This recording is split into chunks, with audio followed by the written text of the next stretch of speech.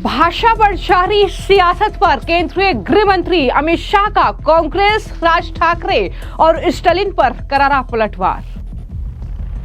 अमित शाह बोले, हिंदी सभी भारतीय भाषाओं की सखी, किसी की भी दुश्मन नहीं।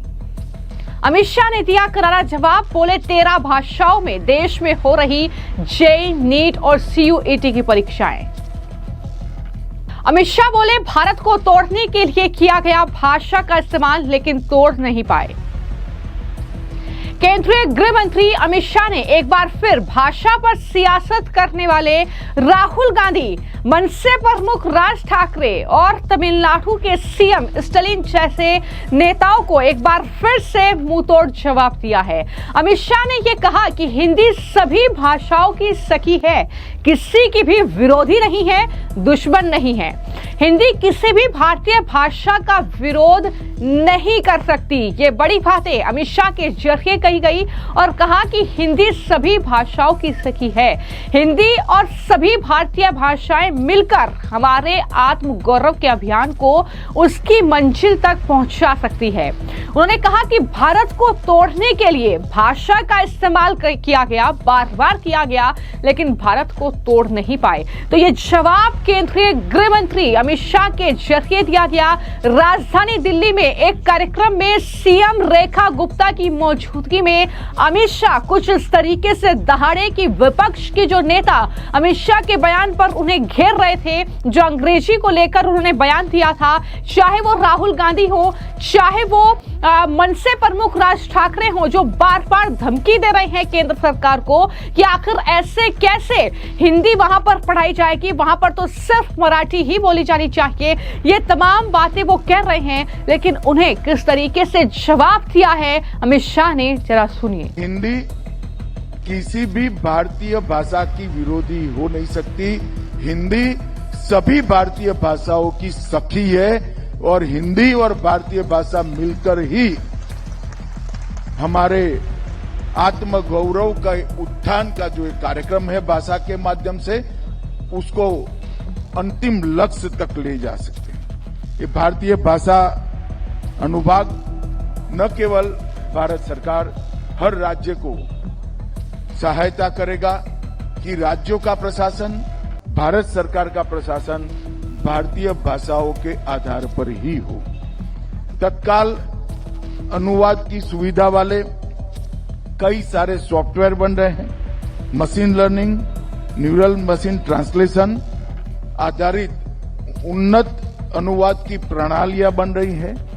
विभिन्न भाषाओं के लिए व्यापक शब्दकोश और डेटा संग्रह भी बन रहा है और सरकारी, शैक्षणिक, व्यावसायिक, उच्च तकनीक की भाषा और आयुर्विज्ञान की भाषा भी हर भाषा के रूप में प्रस्तापित हो, इसके लिए भी हम प्रयास कर रहे हैं। और ये पंच प्रण की बात प्रधानमंत्री जी ने जब आजादी के 75 साल हुए तब कही, उसमें गुलामी की मानसिकता से मुक्ति ये बहुत महत्वपूर्ण प्रण है। और जब तक व्यक्ति अपनी भाषा का गौरव नहीं करता, अपनी अभिव्यक्ति अपनी भाषा में नहीं करता, अपनी सोच, विश्लेषण और निर्णय करने की क्षमता को अपनी भाषा में नहीं गढ़ता, हम गुलामी की भाषा से,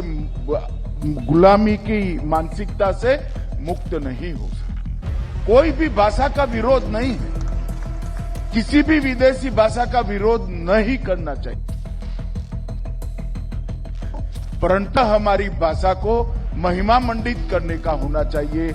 आग्रह हमारी भाषा को बोलने का होना चाहिए, हमारी भाषा में सोचने का करना चाहिए। और पूर्णतः विकसित राष्ट्र की संकल्पना तभी हो सकती है जब विरासत को परिभाषित करने का भाषा एकमात्र माध्यम है, इसका महिमा मंडन हो। जहां तक देश का सवाल है, भाषा सिर्फ संवाद का माध्यम नहीं होती, एक राष्ट्र की आत्मा होती है। हमारी जड़ें, हमारी परंपराएं, हमारा इतिहास, हमारी पहचान और हमारी जीवन संस्कृति, ये सभी भाषा से कटकर आगे नहीं बढ़ा सकते और भाषाओं को जीवंत रखना भी इतना जरूरी है और भाषाओं को समृद्ध करना भी इतना जरूरी है। ये सभी प्रयास हमने आने वाले दिनों में सभी भारतीय भाषाओं पर के लिए और विशेषकर राजभाषा के लिए करने चाहिए। इसी कार्यक्रम में दरअसल राष्ट्रीय शिक्षा नीति 2020 का भी जिक्र अमित शाह के जरिए किया गया और उन्होंने ये बताया कि मातृभाषा स्थानीय भाषा पर सरकार ने जोर दिया है और इस तरीके से तमाम राज्यों से अपील की है कि बच्चों को उनकी मातृभाषा और स्थानीय भाषा में पढ़ाई कराई जाए। तो ये तमाम बातें कहते हुए क्या कुछ चीजें राष्ट्रीय शिक्षा नीति को लेकर अमित शाह ने कही हैं वो भी सुनिए। मोदी जी 2020 में नई शिक्षा नीति लेकर आए। किसी भी राष्ट्र के लिए शिक्षा नीति आने वाले 50 साल तक राष्ट्र किस रास्ते पर आगे बढ़ेगा इसकी परिचायक होती है। और आजादी के बाद जितनी भी राष्ट्रीय शिक्षा नीति घोषित की गई सब में विवाद हुआ। एक ही राष्ट्रीय शिक्षा नीति ऐसी है जिस पर कोई विवाद नहीं हुआ, वो राष्ट्रीय शिक्षा नीति 2020 और राष्ट्रीय शिक्षा नीति 2020 में कक्षा 5 संभव हो तो कक्षा 8 तक मातृभाषा और स्थानीय भाषा पढ़ाने पर बल दिया गया है। हमारी भाषा के विकास का समर्थन नीतिगत रूप से किया गया है। 22 राज्यों और केंद्र शासित प्रदेशों में 104 प्राथमिक कक्षा की पुस्तकें भी शुरू की गई। भारतीय सांकेतिक भाषा कक्षा 1 से 12 तक के लिए अनुवादित शिक्षण सामग्री और पुस्तकें उपलब्ध करा दिए गए हैं। 200 से अधिक टीवी चैनल 29 भाषाओं में शैक्षिक सामग्री को प्रदान करते हैं।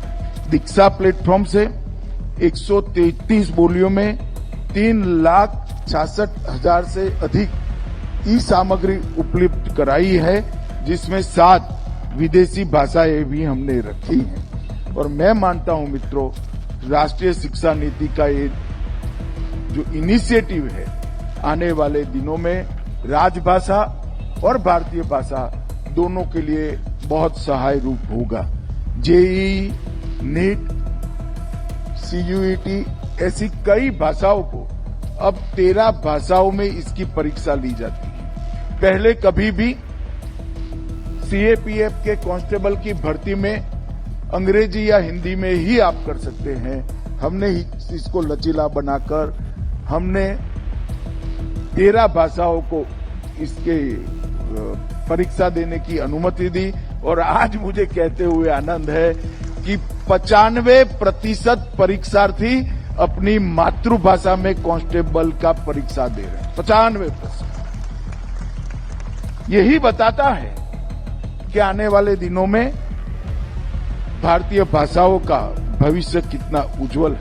तो आपने केंद्रीय गृह मंत्री अमित शाह को सुना, जिन्होंने हिंदी भाषा को लेकर ये तमाम बातें कही इस कार्यक्रम में और इस तरीके से बताया कि किस तरीके से विपक्ष की जब सरकार थी, जब कांग्रेस पार्टी की सरकार थी, तो कभी ऐसी कोशिश नहीं की गई, कभी भी इस तरीके से जो है राष्ट्रीय शिक्षा नीति नहीं बनाई गई, नहीं तैयार की गई और हमने ऐसी शिक्षा नीति तैयार की कि हर राज्य ने उसे एक्सेप्ट भी किया। इतना ही नहीं, हिंदी भाषा को लेकर सरकार का आगे का रोड मैप क्या होगा, इसकी जानकारी भी केंद्रीय गृह मंत्री के जरिए दी गई। क्या कुछ उन्होंने कहा, सरकार की क्या तैयारी है, जरा सुनिए।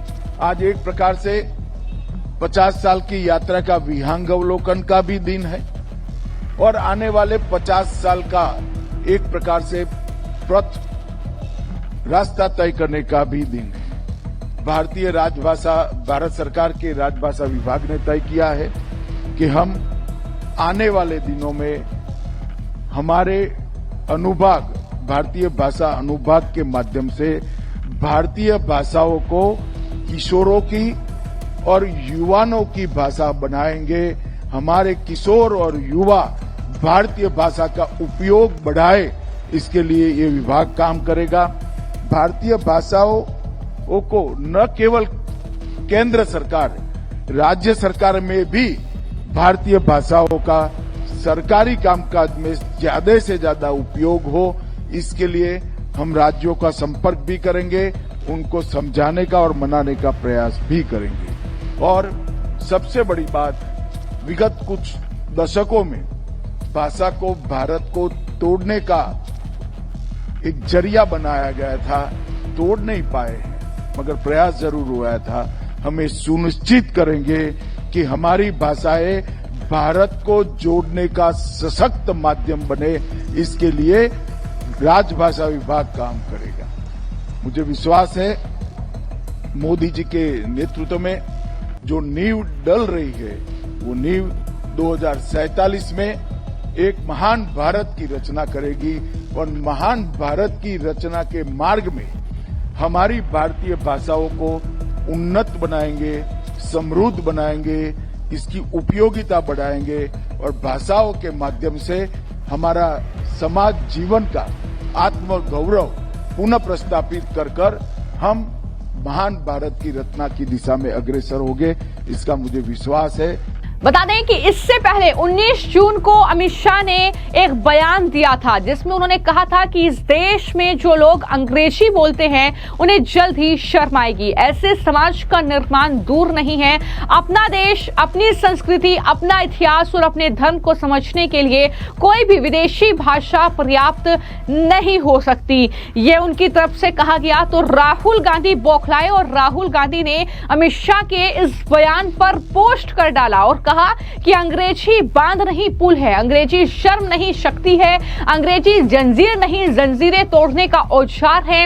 आरएसएस और बीजेपी पर हमला बोला और कहा कि भारत का गरीब बच्चा अंग्रेजी सीखे, ये जो है बीजेपी नहीं चाहती है। तो इस तरीके से उन्होंने सवाल उठाए और सिर्फ उन्होंने ही नहीं बल्कि जो तमिलनाडु के मुख्यमंत्री हैं एमके स्टालिन, वो लगातार कह रहे हैं यहां पर सिर्फ तमिल भाषा ही जो है राज्य की एक तरीके से भाषा होगी, राजभाषा का दर्जा हम उसको देंगे। तो इस तरीके से कहीं ना कहीं हिंदी का विरोध जो है वो लगातार अलग अलग राज्यों में देखने को मिल रहा है। फिर चाहे वो तमिलनाडु हो, चाहे वो महाराष्ट्र हो, महाराष्ट्र में मनसे प्रमुख राज ठाकरे लगातार सरकार को धमकी दे रहे हैं और कह रहे हैं कि महाराष्ट्र पर हिंदी थोपी जा रही है। अब क्या हिंदी में ही सिर्फ कामकाज होगा, फिल्में बनेगी, ये तमाम बातें वो कर रहे हैं। तो ऐसे में अमित शाह का ये जो बयान है जाहिर तौर पर एक जवाब के तौर पर समझा जा रहा है कि उन्होंने विपक्षियों को जवाब दिया है, जिसमें उन्होंने साफ कर दिया है कि हिंदी किसी की दुश्मन नहीं है,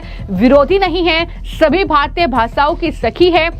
उन्होंने ये भी कहा कि जैसा हम किसी विदेशी भाषा का विरोध नहीं करते हैं, लेकिन हम इस बात पर भी जोर देते हैं कि हमारी जो स्थानीय भाषा है, हमारी जो मातृभाषा है, उसे बच्चे समझे, पढ़े, जाने और उसमें ही सारे गवर्नमेंट के काम हो, सारे जो कहीं ना कहीं डॉक्यूमेंट्स के काम है वो उसमें हो। तो ये तमाम बातें केंद्रीय गृह मंत्री अमित शाह के जरिए कही गई। फिलहाल आपकी इस पूरे मामले को लेकर क्या राय है, हमें कमेंट बॉक्स में जरूर लिखें। धन्यवाद।